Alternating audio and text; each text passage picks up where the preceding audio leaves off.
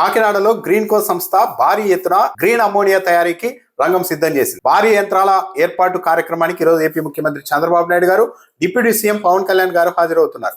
ఈ నేపథ్యంలోనే తెలుగుదేశం పార్టీ తెచ్చిన అతి పెద్ద పెట్టుబడి మరో భారీ సంస్థని తీసుకొని వచ్చిందని Telugu Desam party media, Telugu Desam party వర్గీయులు సోషల్ మీడియాలో పెద్ద ఎత్తున ప్రచారం చేసుకుంటున్నారు. ఈ గ్రీన్ అమ్మోనియా తయారీ ప్లాంట్ అనేది నిజంగానే తెలుగుదేశం పార్టీ అధికారంలోకి వచ్చిన తర్వాతనే ఏర్పాటవుతోందా, దీని వెనుక ఏం జరిగింది అన్నది చూడాలి. దాంతో పాటు నారా లోకేష్ గారి కృషి కూడా చాలా ఉంది ఇక్కడ ఈ గ్రీన్ అమ్మోనియా తయారీ ప్లాంట్ ఏర్పాటు వెనుక అంటూ కూడా తెలుగుదేశం పార్టీ వాళ్ళు తమ సహజమైన ధోరణిలోనే ప్రచారం చేస్తూ ఉన్నారు. ఈ రోజు ఇదే గ్రీన్ కో సంస్థ, ఏఎం గ్రీన్ దాని అనుబంధ సంస్థ గ్రీన్ కో సంస్థ పత్రికల్లో ప్రకటన ఇచ్చింది. సాక్షిలో కావచ్చు, ఆంధ్రజ్యోతిలో కావచ్చు, ఇలా అందులో ఎక్కడా కూడా నారా లోకేష్ గారి ఫోటో లేదు. ఓన్లీ ముఖ్యమంత్రి చంద్రబాబు నాయుడు గారు, డిప్యూటీ సీఎం పవన్ కళ్యాణ్ గారి ఫోటో మాత్రమే ఇచ్చారు. నారా లోకేష్ గారి కృషి ఉంటే కనీసం ఆ సంస్థ ఒక ఫోటోని వేసి ఉండేది కదా.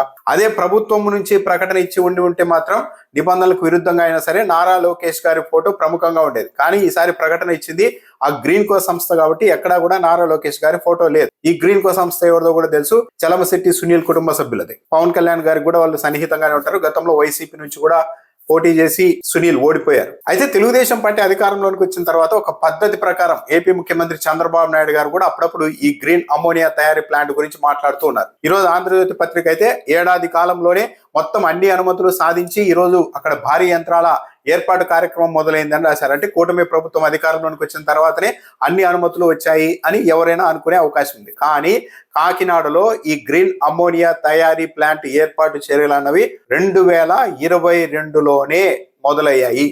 2022లోనే ఈ గ్రీన్ కో సంస్థకు కెంపల్ ఇన్ఫ్రాస్ట్రక్చర్ అనే కంపెనీకి మధ్య ఇక్కడ గ్రీన్ అమ్మోనియా తయారీకి సంబంధించిన ఒప్పందం జరిగింది. ఎప్పుడు 2022లోనే. ఈ కాకినాడలో నాగార్జున ఫెర్టిలైజర్ కి సంబంధించిన ఒక పాత ప్లాంట్ ఉంది. అక్కడ యూరియా తయారు చేసేవాళ్ళు.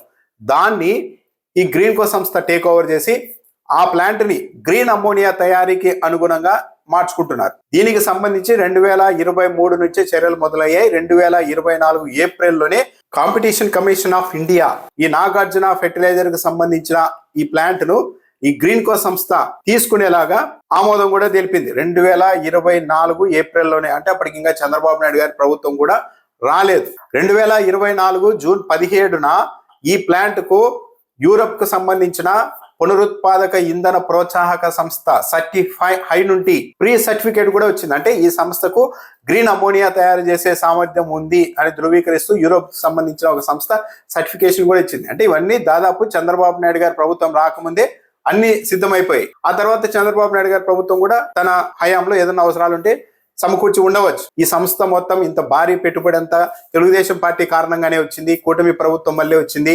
నారా లోకేష్ గారి కృషి ఉంది అన్నదైతే అంత సత్యదూరమైన మాటగానే చెప్పాల్సి ఉంటుంది. ఎందుకంటే 2022 నుంచే ఈ ప్లాంట్ ఏర్పాటుకు సంబంధించి అన్ని మొదలయ్యే. 2024లోనే ఏప్రిల్లోనే competition commission of India Nagarjuna fertilizer నుంచి ప్లాంట్ తీసుకొని అక్కడ గ్రీన్ అమ్మోనియా తయారీకి అనుగుణంగా ప్లాంట్ ను మార్చుకునేలాగా అన్ని ఆమోదాలు అప్పుడే వచ్చేసాయి. సో కాకినాడలో ఏడాదికి 15 లక్షల టన్నుల సామర్థ్యంతో ఈ గ్రీన్ అమ్మోనియా తయారీ ప్లాంట్ సిద్ధమవుతోంది. అంటే అది 2022 నుంచి జరుగుతున్న కృషి. అంతేగాని చంద్రబాబు నాయుడు గారి ప్రభుత్వం మళ్ళీ ఇది వచ్చేసింది అన్నదైతే వాస్తవం కాదు.